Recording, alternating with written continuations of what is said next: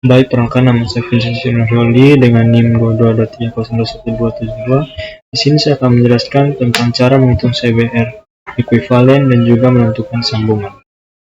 Masuk yang pertama yaitu kita akan menghitung CBR tanah dasar ekuivalen desain dengan menggunakan persamaan 6.2.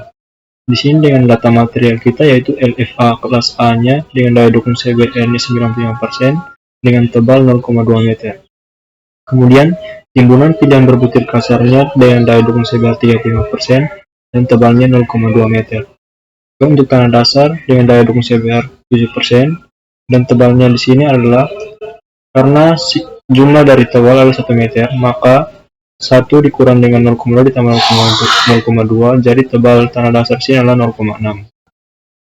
Setelah itu kita akan menghitung CBR ekuivalennya dengan rumus jumlah HI1 dikali dengan CBR dipangkatkan 0,33 dibagi dengan jumlah H1 dipangkatkan 3. Di sini rumusnya yaitu pertama H1-nya kita kalikan dengan CBR 0,33 ini, berarti semua daya dukung CBR di sini kita pangkatkan dengan 0,33, kemudian kita kali dengan tebalnya masing-masing.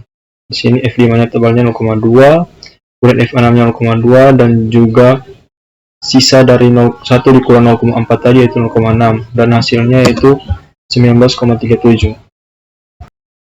Selanjutnya total nilai JSKN saya yang saya dapat pada perhitungan pada tugas pertama yaitu sebesar 1,44 dikalikan dengan 10 pangkat 8.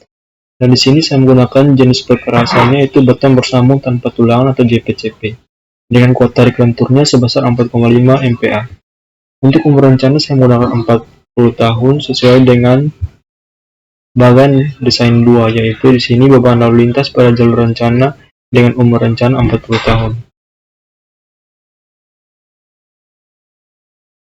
Kemudian selanjutnya menentukan lapis fondasi LMC.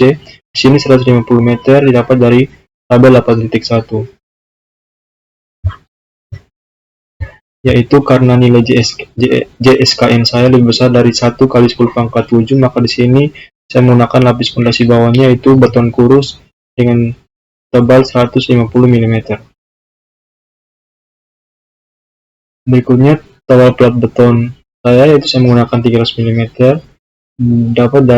didapat dengan tabel 8.3. Di sini tabel titiknya itu ketebalan beton minimum. Di sini saya menggunakan jenis perkerasannya JPCP dengan JSKN saya lebih besar dari 5 kali 10 pangkat 7, maka di sini minimal untuk ketebalan betonnya yaitu 250 mm. Jadi saya menggunakan lebih besar dari 250 mm yaitu 300 mm. Kemudian untuk lapis drainasenya 200 mm sesuai dengan ketentuan juga.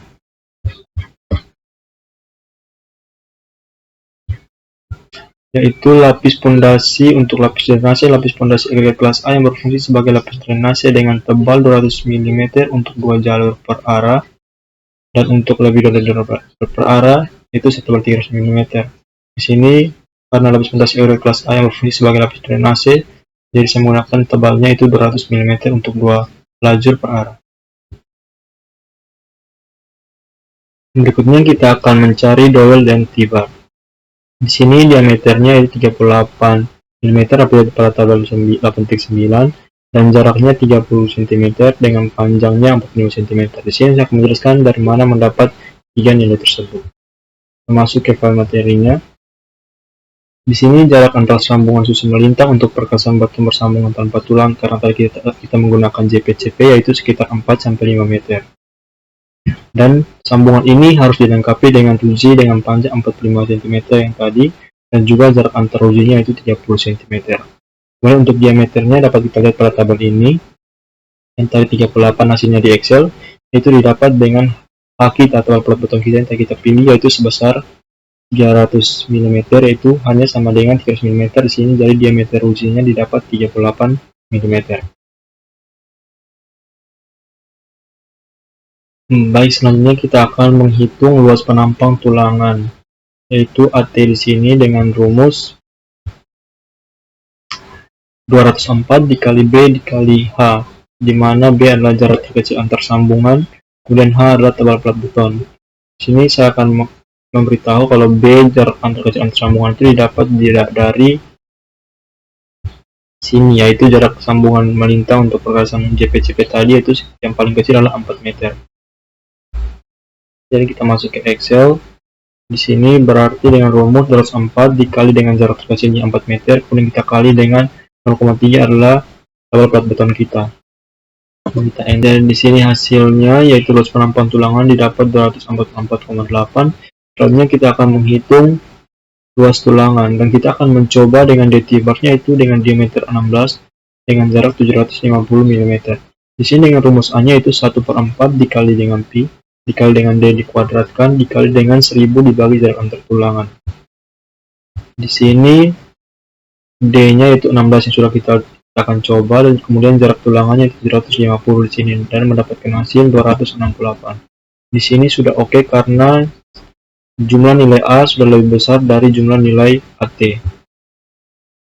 Setelah itu kita akan menentukan panjang batang pengikat. Di sini dengan rumus panjang batang pengikat sama dengan 38,3 dikali dengan diameter batang pengikat yang dipilih, kemudian ditambah dengan 75. Di sini dengan hasilnya itu 687,8. Jadi dibulatkan menjadi 700 mm atau sama dengan 70 cm.